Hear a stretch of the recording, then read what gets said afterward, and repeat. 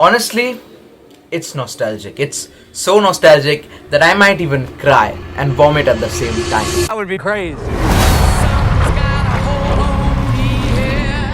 Hey guys, welcome back to Aaron the Geek, जहाँ पर मैं मूवी सीरीज एनिमे के ड्रामास इन सारी चीज़ों पे बात करता रहता हूँ। तो पहले तो मैंने अभी देखा blood lines, yes, final destination का 6th part, final destination blood line, and honestly it was refreshing and nostalgic at the same time.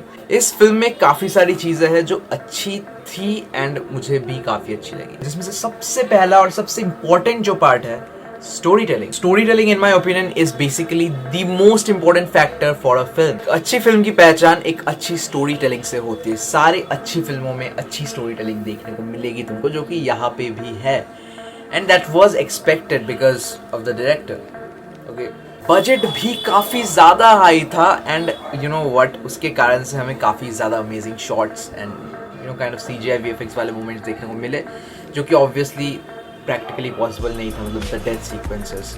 और डेथ सीक्वेंसेस से बात करूँ, इस फिल्म में भी डेथ सीक्वेंसेस काफ़ी ब्रूटल थे यार, honestly.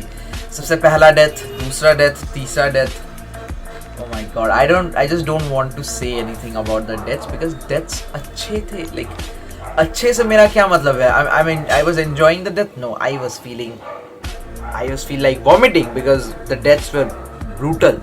But the deaths were amazing. They were completely fine and amazingly well done.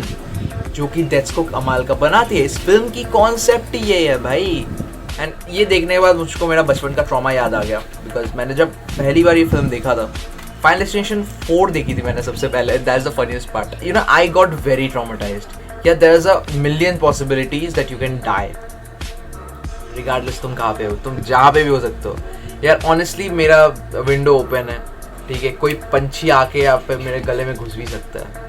I don't no. Okay, and हवा चल रही है काफ़ी ज़ोर से, सो बाहर से कोई नुकीली चीज़ आके डायरेक्टली मेरी आंखों में भी घुस सकता है. आई डोंट नो, लाइक मेरी साइकोलॉजी चेंज हो गई है भाई इस सारी चीज़ों को देखने के बाद, एंड ये फिल्म देखने के बाद वो फियर फिर से रीग्रो हो चुका है. I am again traumatised and I feel like why the 3 whys, because यार फिल्म अच्छी थी, बट ये जो ट्रॉमेटाइजिंग वाला फैक्टर था ना, ये फिर से जग गया मेरे अंदर, and I am still worried about my life. यार अब मैं रास्ते में जाऊँ या घर में रहूँ, मेरे पे जब मौत आएगी मैं मरूंगा, ऐसा वाइब्स है. डेथ्स के अलावा वो थे performances. The cast performed really well.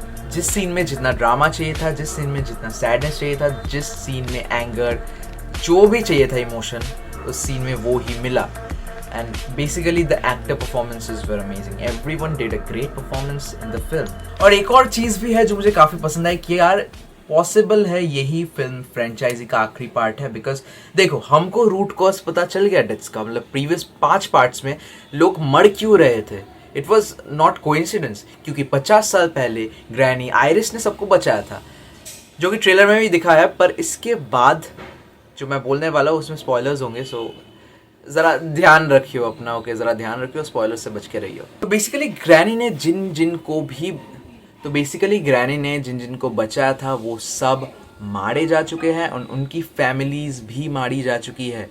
So basically the film title also makes sense, blood lines, because जो ब्लड लाइन होगी पूरी वो ही तबाह हो जाएगी. पर फिर भी यहाँ पे एक लूप होल आता है कि उनका जो सबसे बड़ा वाला कज़न था वो एक्चुअली आयरिस के बेटे का खुद का बेटा नहीं था, क्योंकि like her wife cheated on him. मतलब तुम फिल्म देख के समझ जाओगे, पर फिर भी वो क्यों मरा आई डोंट नो.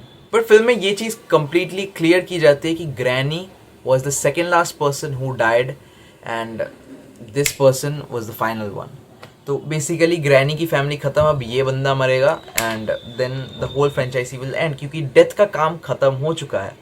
एंड अगर तुम इस फिल्म को देखते देखते ये सोच रहे हो यार they will beat death, then एक ही चीज़ मैं बोलना चाहूँगा, it's death.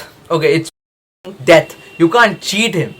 He will find you and kill you no matter what. It's death. He will kill you और she will kill you no matter what gender death is. Death has no gender. You can call him, her, they, whatever you want to call death, but death will kill you no matter what. जो कि इस film franchise का concept है, जो कि ending में आता भी होता है, सब मर जाता है. एंड आई गेस ये सब ने एक्सपेक्ट भी किया था, मैंने भी किया था. बट यार फिर भी बुरा तो लग रहा है बिकॉज यू नो ये रिफ्रेशिंग और नॉस्टैल्जिक था, मैंने बोला ही क्योंकि बजट ज़्यादा था और भी, and we got more brutal scenes and more beautiful cinematography. बट फिर भी अगर ये फ्रेंचाइजी यहाँ पे ख़त्म होती है I will feel bad because I really wanted to watch this franchise grow. जैसे कि सॉ सीरीज़ है, मुझे सॉ पसंद नहीं आया था, I am so sorry, I didn't like Saw. But फिर भी अगर फ्रेंचाइजी और भी ज़्यादा कंटिन्यू हुई, मतलब यार 10-11 पार्ट्स निकले, I will be happy because this franchise, damn dude, damn damn, मैं देखूंगा भाई. मैं सुबह सुबह उठ के मैंने ये देखा and I am like why am I even watching this. यार मैंने सुबह सुबह मूड खराब कर लिया, मेरे को ऐसा लग रहा था, पर फिल्म अच्छी थी. So if you are not considering to watch it, you are wrong. You should watch Bloodlines because it's a good film. It's not the best film you'll watch, but if you want to feel the nostalgia and also the refreshment, you need to watch Final Destination Bloodlines because ये तुमको दोनों चीज़ें ही provide करेंगी same time पे. And एक और चीज़ मैं डेफिनेटली बोलना चाहूँगा, it's death baby. You can't beat him.